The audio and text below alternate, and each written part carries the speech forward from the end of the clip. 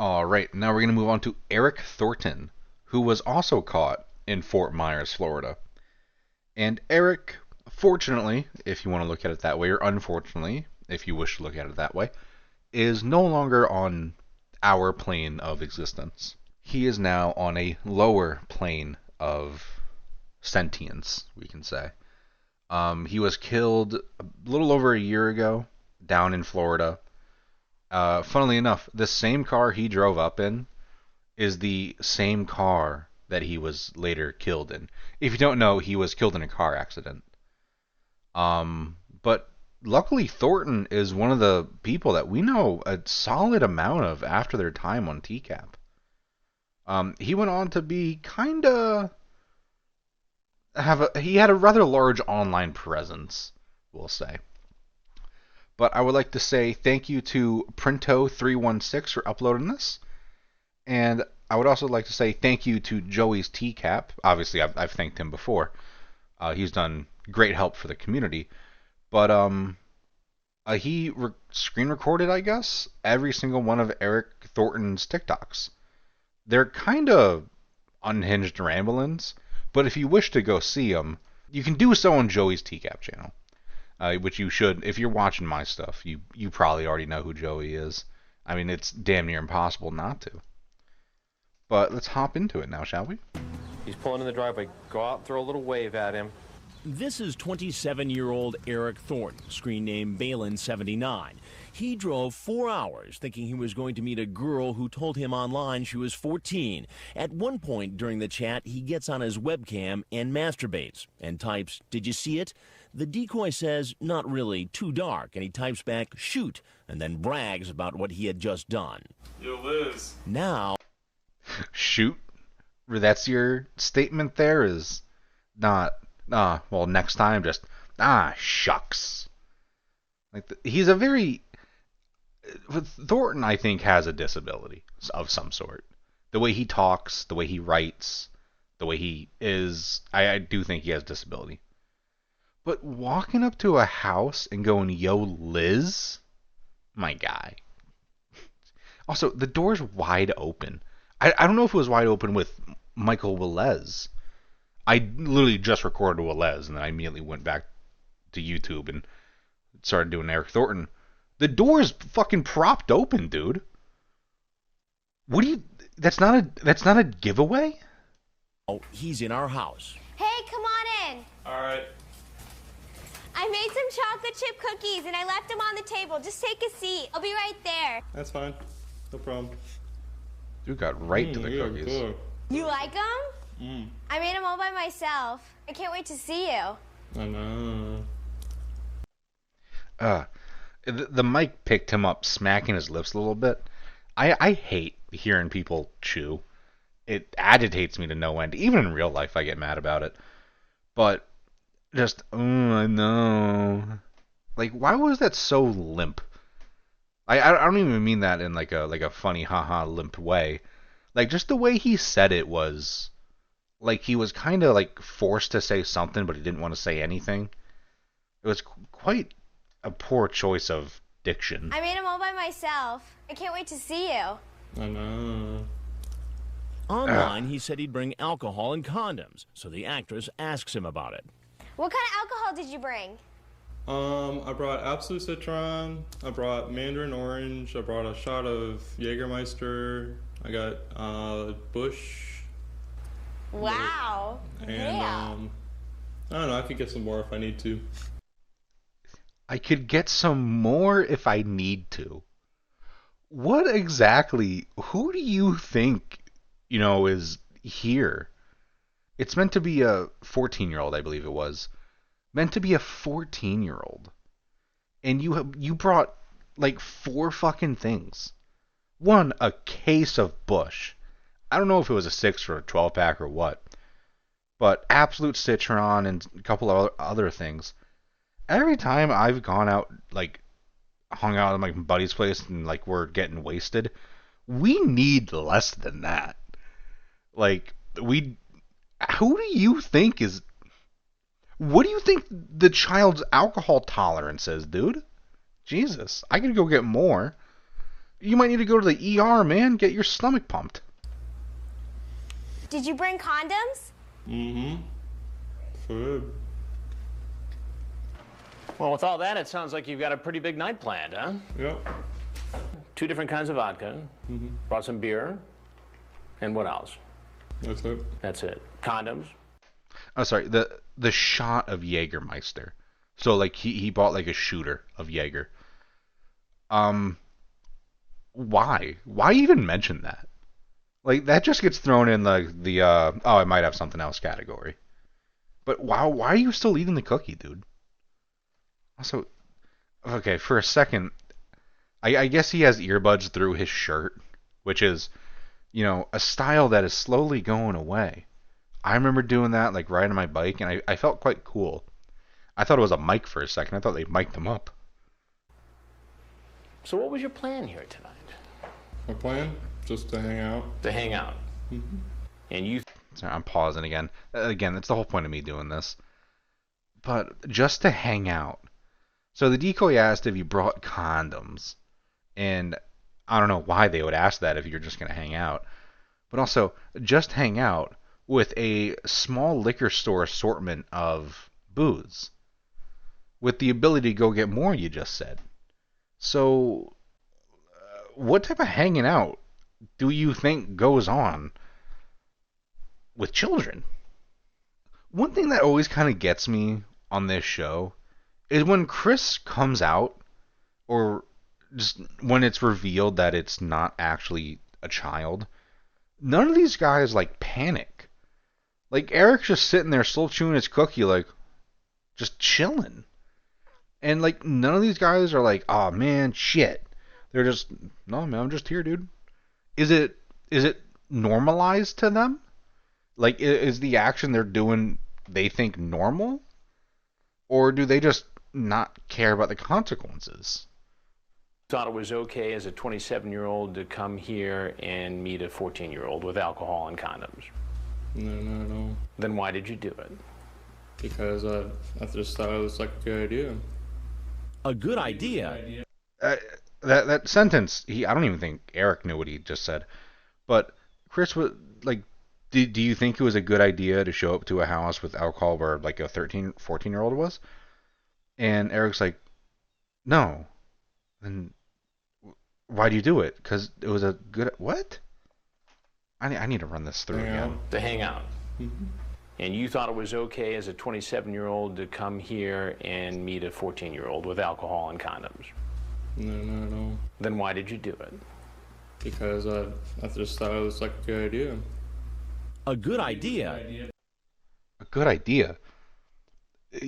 Chris's question asked you if you thought like it was okay or if it was a good idea or whatever, and you're like no. And then Chris is like, why'd you do it? Oh, because I thought it was a good idea. He's got to have some sort of disability, dude. I honestly wonder, the more I actually like look into these guys, like how many of them are actually like mentally disabled? Because I kind of think Eric's on some sort of disability where he just completely contradicted, you know, himself in the same sentence. And what do you mean you thought it was a good idea? Like, you thought it was a good idea to show up to a house where a 14-year-old is when you brought copious amounts of alcohol and condoms? Like, you don't need a lawyer or an angel on your shoulder to tell you that's bad. You just need yourself to tell you that's bad. What? Turns out, he says, this isn't the first time he's gone after underage teens. How often do you meet underage girls online and set up a visit? Not that much. Ballpark. Not that much. The answer is never. How often do you commit this crime that the vast majority of the people, the good people on the planet, you know, agree is bad? Oh, not that often. What? You didn't have to be truthful there. As far as I know, there's not any evidence that you have done that before. Later we're going to get into his life after TCAP. But, like, you didn't need to admit that. Why say that? And just a few times. Actually, let's see what his ballpark answer is. Good for me. Probably 10, 15. 15. 10, 15? My brother in Christ, that's double-digit numbers. Jesus Christ, man. How many times have you done this? Oh, just a couple. 10, 15 times. What? 10, 15 times? A couple is like 2 or 3. Maybe 4. But 15? And he's probably underestimating, because he doesn't want it to seem that bad. So if it's 30, I can't say that. So let me just cut the number in half and say 15. That's... Holy shit. How? Thankfully he got caught. But dude is fucking stupid. You met them in person? Mm-hmm. And what did you do when you met them in person? Well, actually, I didn't really meet him. He keeps changing his story. Finally, he admits he has a problem when it comes to chatting with underage girls online. I've went to counseling many times. So there is counseling. I mentioned this with I think it was Lee Greer, is that there is counseling available, and some people on this show have gone through that counseling. And I don't know how well it works, because the only time I've ever seen it is when people have failed it and they end up on the show. But, like, if you know you have a problem, and you are fully aware that you, I guess, can't control your desires, you know, there are methods that you can get castrated. Like, I know but, like, that is a thing. You can get yourself castrated. Like, you are aware you have an issue. Like, do you have friends? Do you have a support group? Or you could just go to... It's a little annoying to hear someone say, like, I know I have a problem, but instead, I'm going to keep doing this. And I'm going to say I went to counseling. I might have gone to counseling for like a week or two. But then afterwards, they tell me that I need to stop. But I don't want to stop because I enjoy it. Like, what's the mindset beyond just, I know it's wrong, but I'm going to do it anyways? And how do you get addicted to this, man? You know, I'm addicted to nicotine. That's... you know, a unreasonable thing to be addicted to, even if it's bad for you. But, you know, people are addicted to, like, drugs because there's, like, a chemical dependence that forms. People can be addicted to many things. People can be addicted to food. How do you get addicted to children? Upon the fact that you're here to meet a 14-year-old, that counseling isn't working out too well, is it? I don't know. It's possible that the counseling isn't working because he says he stopped going about 5 months ago. Did you plan on spending the night? That's literally what I just said. I said, like, I went for a week or two, and then they told me I need to stop, but I don't want to stop, so I stopped going. He stopped going because he realized he would have to change. No one would support his behavior. He couldn't get a yes man, so he said, fuck that, I'm not doing it. It's good that there are, you know, resources that people can use if they understand they have a problem. But to acknowledge that you have a problem that is very harmful to a very vulnerable group of individuals and seek out help, but then stop getting the help for whatever reason, just kind of goes to show that you're unstable and you're unsafe to the public.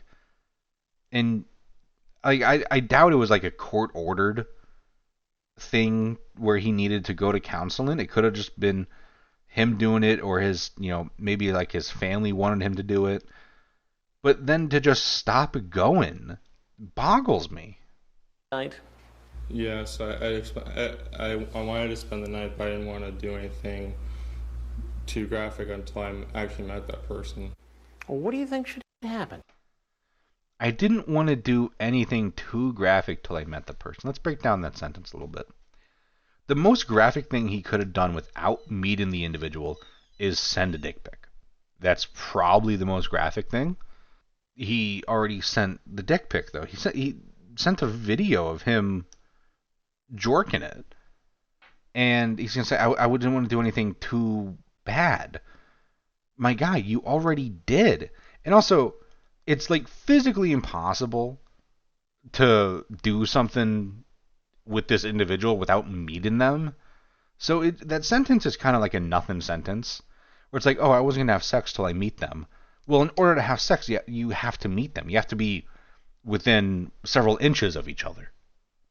So it's a mute statement. Just go home and learn from this. But he's not going to get off that easy. It's Buddy, you ain't time going to home, tell pal. him who I am. I'm Chris Hansen from Dateline NBC, and He doesn't run when he sees the cameras. Instead, he decides to give any potential predator this advice. His face layout is kind of weird. Like the way his lips kind of go up, it's almost like some people have really thin lips and some people have really wide lips. He kind of has both. Just whatever you do, do not get into underage people at all. Okay. Whatever you do, don't get into underage people. Now that can mean two things. One, don't physically enter them. Like we all know what that entails. Don't put your thing in their thing, or any orientation of. But also, don't get into it. You say it like it's a hobby. Like I could tell like my friends like, oh, don't get into buying Pokemon cards. You know, it's an expensive hobby. Like, okay, you know, that makes sense for that sentence. But don't get into like underage people. How is that a hobby that you get into just kind of like on accident or without proper thought process to it? It's a very... He was trying to go for some philosophical route. He didn't. Dude just kind of showed that he's stupid. I feel regretful. I feel horrible that I did this. But that heartfelt speech, those words of wisdom. Now, it is possible that he does feel bad about it. I mean, let's be... Post-nut clarity is a thing. It's possible that, you know, I don't know if he's actually, like, committed the act before with a child, but he said he's met them before. So it's kind of safe to assume he has. And post-nut clarity is a thing, so it's entirely possible that he feels bad and that he knows he will feel bad. But the urge is just so strong that he feels the overwhelming desire to do so. Eric Thornton was an interesting individual. Wisdom won't help him this time around. Police, get down the ground! Down the ground! Damn. Like all the other men you've seen, he's patted down, photographed, and his car is searched. You shoot from beer? I'm going to Photographed. back up real quick. There's his car. That is I don't know the name of that. It's a Scion. I think it's a Scion XB, which I'm pretty sure is just a rebadged Honda Element. But if my knowledge is correct, and I believe it is, this is the car that Eric was killed in. All right. And that's all I got for his time with Chris. And I honestly thought I had the chat log, but I don't, and I don't believe his is actually out there. But we don't have his chat log from TCAP. But we do have his chat log from when he was discovered around TikTok and all that. I don't have an exact date, but we can see this was Eric's phone number. Put your fingers between your lips and insert your fingers into your pussy hole. You want me to finger it for you? Take a finger and insert it into your pussy hole and move it in and out, in and out. And decoy... I say the decoy. This was obviously someone who knew who Eric Thornton was. I don't know how. Too much work.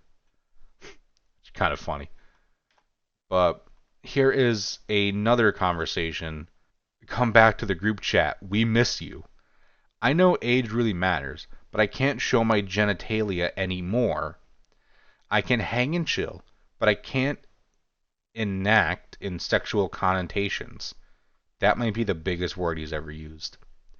I'm serious most of the time, but I act a little goofy some. I'll attend to group chats only if each person apologizes over text, including the guys. And then he says, I know on Thursday I'll make more money unless it rains.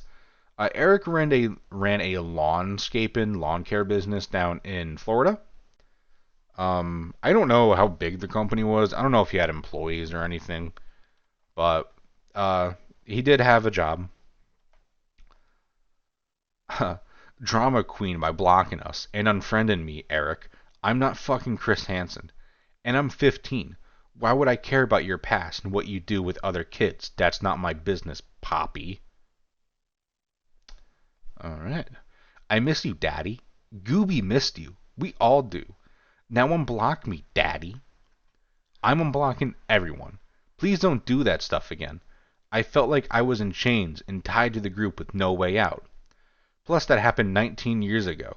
So I got PTSD for real. I'm watching it. Okay. I understand post-traumatic stress disorder comes when a grave situation causes one to be very, very, very traumatized. You understand, you were the person who would have been given someone PTSD or just issues. Like, stopped from committing the crime is not an excuse to have PTSD. I'm not a therapist. But to say that you have PTSD is just wrong to say. And this is actually something that kind of really bugs me, even outside of TCAP. There is online way too many people that say they have like some sort of like mental illness or some sort of disability or something. Like it's really common for people to be like, "Oh, I'm autistic." And then like, "No, you're not autistic. You just don't like this one thing or you're really into this one hobby." Like I have hobbies that I very much enjoy. I have stuff that I really like to learn about, but I'm not autistic. Or people use it's overused, and PTSD is definitely one of those.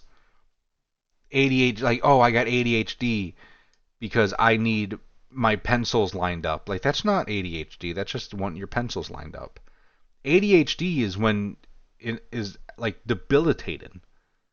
I know this is so unrelated, but it's something that bugs me. But anyways, for real, I'm watching it. If you know what I mean, I love you ladies. Best gang I've had in a while. It's a little wrong. Add me now.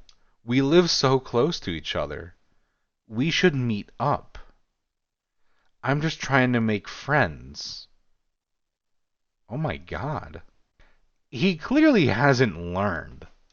He clearly hasn't learned anything about shit. He doesn't know what he's doing is wrong. Well, he knows what he's doing is wrong, but he doesn't care to change it. Because changing it takes effort. He's too weak. He's too simple-minded to fix his flaws. It's pathetic. But the person says, I'm 14. You look older than me. Oops, sorry. Haha, no, it's fine. You are very sexy for a 14-year-old. If I was like 15 or 16, I would totally take you out. Like, he doesn't learn. I'm pretty sure his lawyer described him as like a diabetic, mentally disabled man. I'm pretty sure that's how his lawyer described him back in the TCAP days. I got my bongo stick out. Bongo stick? Oh, Jesus, man. If I'm ever in a situation where I refer to my P9 as a bongo stick, I want whoever I'm with to shoot me. It's a true bongo stick. Jesus. Oh, did I have to know that? I wanted to tell you. Can I Can I see a pic of you? Fucking crazy. So he's doing the exact same thing. This was probably like 23, 24.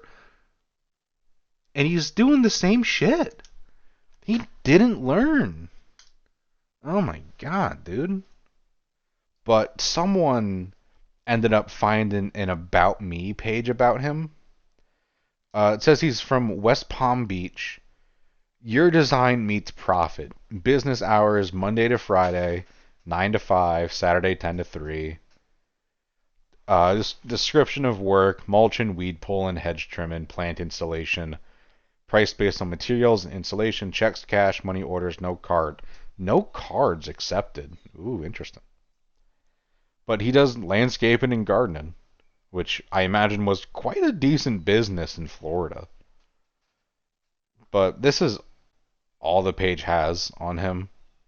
So we're just going to move on to his legacy page. It's just, I'm not going to scroll down because there are family members that did comment on this, and they shouldn't be involved with this at all. But, Eric Michael Thornton, he looked sick in this picture. I don't know when this photo was taken, but one, he's gotten dental work done. Those teeth are shining. But also, he looks ill. I've seen a couple of ill people in my life. I mean, like, sick. And he looks sick. Like, he does not look in good shape. But he did pass away. This was a legacy page. There's not really much on it, just besides the fact that he did die. So this is the article. I saved the article because a lot of times, a lot of articles just end up getting deleted for data reasons. But a Pahokee man died Friday afternoon after his vehicle veered into oncoming traffic on a 2-lane road west of Belle Glade and hit another vehicle. Eric Thornton, 45. God, he was only 45 as well. When you're looking at those photos on the right, when he's older and he looks like he's like 60, he's 45. He's not young, but he's not that old to be looking the way he does. But he was driving his 05 Scion XB southbound on 715 when his car veered onto the northbound lane and hit an F-150. And it's pretty remarkable that the driver of the F-150 was largely okay. And it's good that he is. It's very, very good that he was okay. I am going to cover one of his... I don't even think this was a TikTok. I think this was just him recording himself.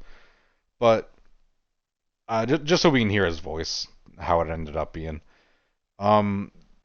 He looks horribly... He looks horrible in this photo. Like, he has a lot of acne scars.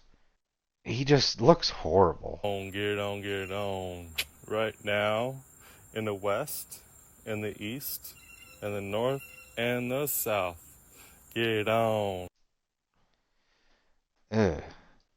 I don't like him looking down on me like that. I'm leaned back in my chair right now, and it's kind of intimidating. But that is, I believe, all I have on Eric Thornton. I know I said there's a lot known about him afterwards, but people like the Skip Tracer and Joey's TCAP would be much better at showing you just all the videos and a little bit more of the technical stuff. But thankfully, he's no longer with us. The children in Florida are now significantly safer that he is not out there. But let's say thank you for watching. If you made it this far, it's much appreciated. It was very nice not needing to read a chat log. I saved so much time doing this. But thank you. Have a good one, and ball hard.